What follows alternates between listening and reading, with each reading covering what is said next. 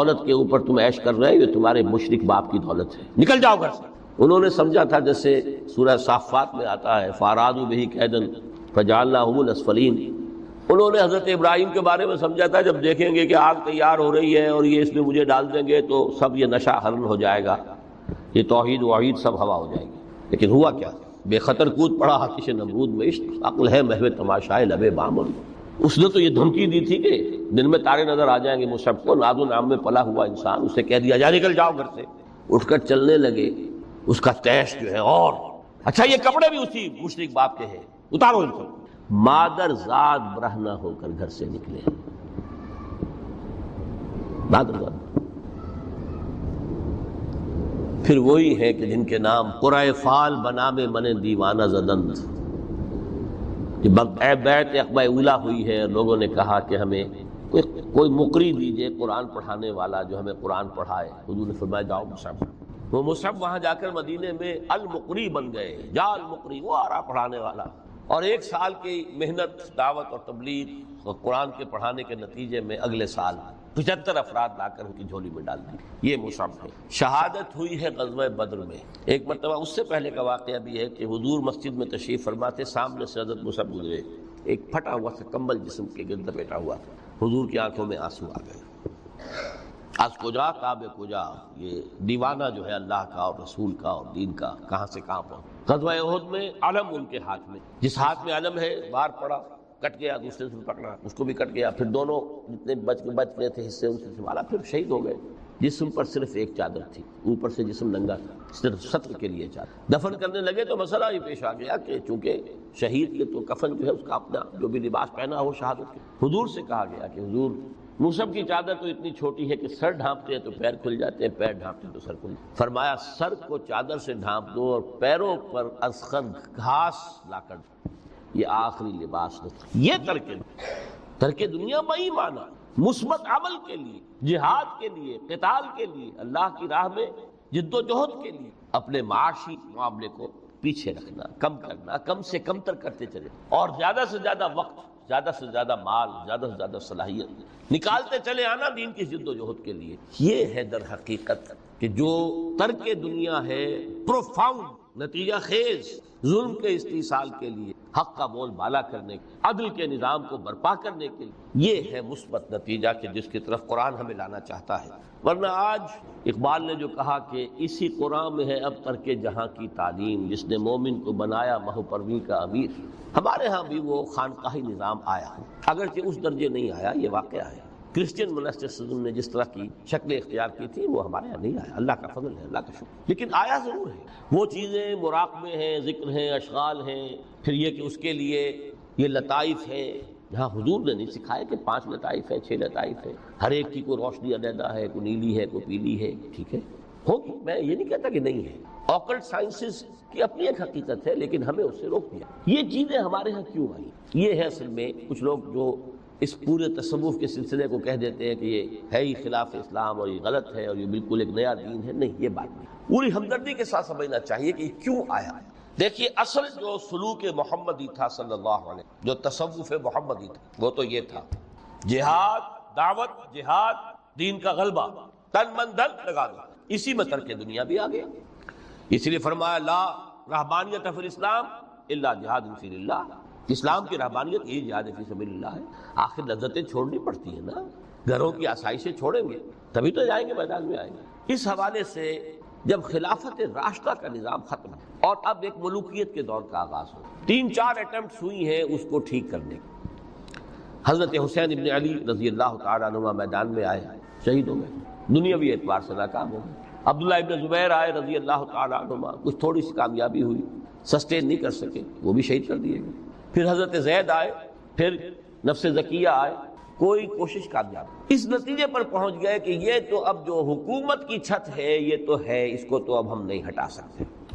جب حکومت کو چھت کو نہیں ہٹا سکتے تو اب جہاد اور قتال کا راستہ تو بند ہو گیا ہے۔ تو مسلمان نا کلمہ گو ہیں، چاہے خود فاسق و فاجر بھی ہوں، لیکن نافذ تو شریعت کے احکام کر رہے ہیں، اس حوالے سے ہاتھ بن گئے۔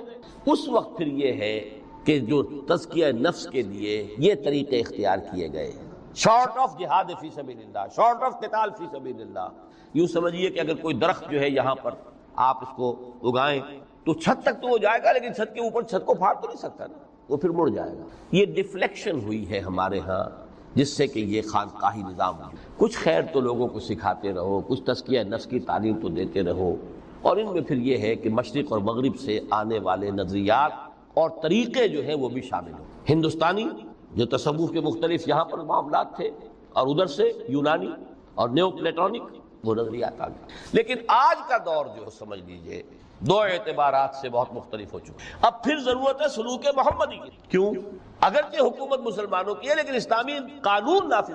اس وقت یہ تھا کہ حکومت مسلمانوں کی تھی، اگرچہ وہ اس معنی میں آئیڈیل اسلامی حکومت نہیں تھی کہ امرہم شورا بینہم، مسلمانوں نے منتخب کیا ہوتا، نہیں، وہ ایک موروثی نظام چل پڑا، ایک قبیلے کی عصبیت جو ہے وہ اس کی پشت پناہ بن گئی، ایک نظام چل رہا ہے، لیکن قانون اسلام کا نافذ۔ قاضی تھے، مفتی تھے، فیصلے وہی ہو رہے تھے۔ آج یہ کہ اگرچہ حکومت مسلمانوں کی ہے، قانون جو ہے قرآن کا نافذ۔ اور نمبر دو، آج انسان کا جو سوشل کانشسنس ہے، اجتماعی شعور، وہ ترقی کر کے اس سطح تک پہنچ چکا ہے کہ ہر شہری کو حق حاصل ہے کہ نظام کو بدلنے کی کوشش۔ پہلے یہ ہوتا تھا کہ آپ نظام کی اصلاح کرنے کے لیے کھڑے ہوئے تو وہ سمجھتے تھے کہ یہ حکومت کو ختم کرنا چاہتے ہیں، یہ باغی ہے۔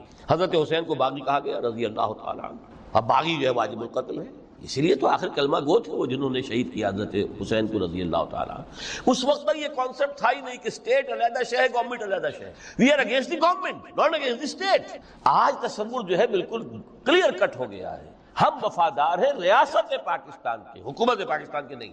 حکومت پاکستان کو بدلنا ہمارا حق ہے، اور اس بدلنے کے دو طریقے ہیں، یا ایک انتخابات کا ذریعہ ہے یا پھر ایجیٹیشن کا ذریعہ، بشرطے کہ ایجیٹیشن پیسفل ہو، توڑ پھوڑ نہ ہو، کسی کی جان اور مال اور پراپرٹی کو کوئی نقصان نہ پہنچائے، خود مرنے کو تیار ہو جائے، گولیاں چلیں، جیلوں میں جائیں، ایجیٹیٹ کریں، اگر جیلیں بھر جائیں گی، اگر گولیاں مار مار کر جو ہے فوج ایک وقت میں آ کر کہہ دے گی، جیسے کہ بھٹو کے زمانے میں کہہ دیا تھا، جبکہ اس نے کہا تھا کہ میری کرسی بہت مضبوط ہے، لیکن جب بریگیڈیئر محمد اشرف گوندل ہی ٹک دی لیڈ، پھر 3 اور آگے بریگیڈیئر ان کے ساتھ مل گئے، we are going to shoot no more, go and have a political settlement. اپنی قوم کے اوپر کہاں تک ہم گولیاں برسائیں؟ Who are they? They are our kith and kin, we are not an occupation army. Jallianwala Bagh میں اگر 5000 مر گئے یا جتنے بھی مرے تھے، جنرل ڈائر کو کائے کا دکھ، وہ ہندو تھے یا مسلمان تھے یا سکھ تھے، ہندوستانی تھے۔ لیکن یہاں تو جن کو ہم مار رہے ہیں وہ کون ہے؟ پاکستانی۔ ہو سکتا ہے جو گولی چلا رہا ہے اسی کا کوئی بھانجا بتیجا جو ہے اس موب کے اندر موجود ہے سامنے۔ یہ راستے دونوں اس وقت کھلے ہوئے۔ الیکشن کا پروسیس جو بھی لوگ سمجھتے ہیں کہ اس کے ذریعے سے یا سمجھتے رہے ہیں، آج تو میں سمجھتا ہوں کہ وہ وقت آ چکا ہے کہ تقریباً اس پر کنسنسس ہو چکا ہے کہ الیکشن کے ذریعے سے نظام نہیں بدل سکتا۔ چہرے بدل جائیں گے، ہاتھ بدل جائیں گے، اس لیے کہ جو بھی پولیٹیکل سوشو اکنامک سسٹم ہے، بہتر سے بہتر الیکشن بھی ہوگا تو وہی ریفلیکٹ کرے گا۔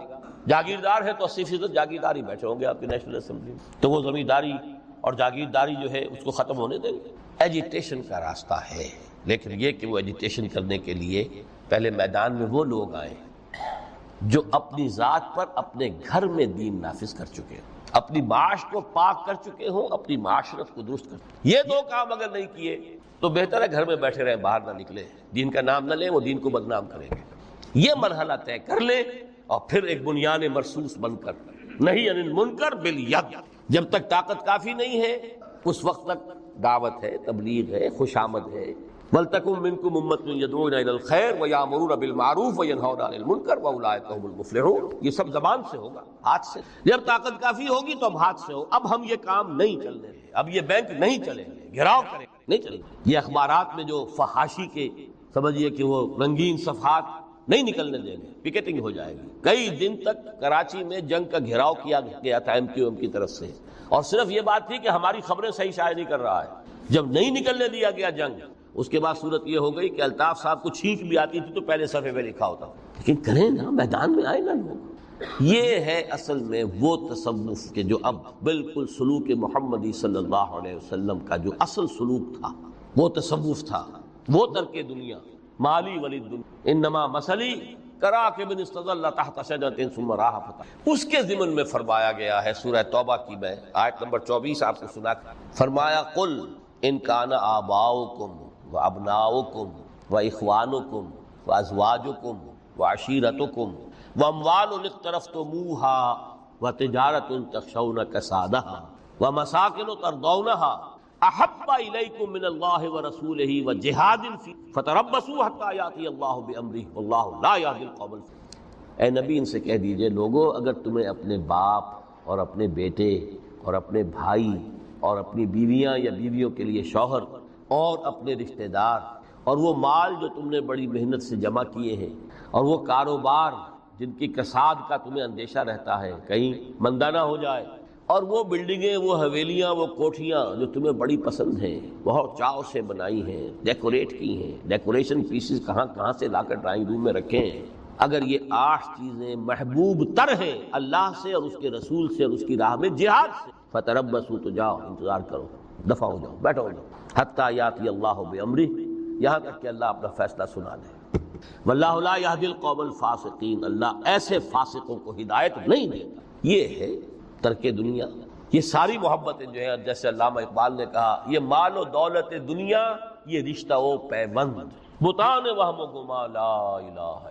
مال و دولت دنیا کی 3 چیزیں لے لی، وہ مال جو تم نے جمع کیے، ایسیٹس تمہارے، وہ کاروبار جن کا کہ تمہیں اندیشہ ہوتا ہے کہ کساد نہ ہو جائے، اور وہ تمہاری بلڈنگیں حویلیاں جو تمہیں بڑی محبوب ہیں، مال و اسباب دنیا، اور رشتہ و پیوند 5 گنوا دیے، باپ، بیٹا، بھائی، زوج یا زوجہ اور رشتہ دار۔ اگر یہ محبوب تر ہے اللہ سے، اس کے رسول سے، اس کی راہ میں جہاد سے، تو جاؤ دفع ہو، فتربصوا، گو اینڈ ویٹ، یہاں تک کہ اللہ اپنا فیصلہ سنا دے۔ اللہ ایسے یہ فاسق جو ہیں ان کو زبردستی ہدایت نہیں دیتا، اللہ کا قاعدہ ہی نہیں، ہدایت اس کو دیتا ہے جو طالب ہدایت۔ تو متاع الغرور اس معنی میں کہ دنیا کی کوئی شے اور اس کی محبت ہمارے راستے میں بیڑی بن کر ہمارے پاؤں میں نہ پڑ جائے، اس راستے سے دعوت دین اور اقامت دین کی جد، اگر یہ ہے تو یہ متاع الغرور ہے، دھوکہ ہے، فریب۔ اگر یہ نہیں ہے، اس راستے پر آپ چل رہے ہیں، تو دنیا برتنے کی چیز ہے، استعمال کرو، دنیا ہی تو کھیتی ہے، یہی محنت کرو گے، اسی دنیا میں کوشش کرو گے، جہاد کرو گے، اسی دنیا میں دعوت اور تبلیغ کا کام کرو گے، یہی کھیتی ہے جس کی فصل تمہیں کاٹنی ہے جا کر قیامت میں۔ یہ دونوں پہلو ہمارے سامنے رہنے چاہیے۔ میں آپ حضرات کا بہت ممنون ہوں، آپ نے بہت توجہ سے میری باتوں کو سنا ہے۔ اللہ تعالیٰ جو کچھ کہا گیا ہے اس میں جو صحیح ہے، حق ہے، اس کے لیے دلوں کو کھولے، صرف ذہنوں کو نہیں، دلوں کو کھول دیں، اس لیے کہ دل کھلیں گے تو کوئی تبدیلی آئے گی۔ مولانا منظور نعمانی صاحب نے ایک دفعہ لکھا تھا بڑا پیارا جملہ کہ اصل تبدیلی دل کی تبدیلی ہوتی، دماغ تو کرائے کا وکیل ہے، دلیلیں فراہم کر دیتا ہے، دل نے ادھر کا فیصلہ کیا، دماغ نے اسی کے لیے دلیلیں دے دی، دل ادھر جانا چاہتا ہے، دماغ اس کے لیے دلیلیں دے دے گا، وکیل وہی ہے، مدعی نے کر لیا تو اس کے حق میں دلائل کے انبار ہیں، اور اگر اسی مقدمے میں کہیں مدعا علیہ نے اس وکیل کو کر لیا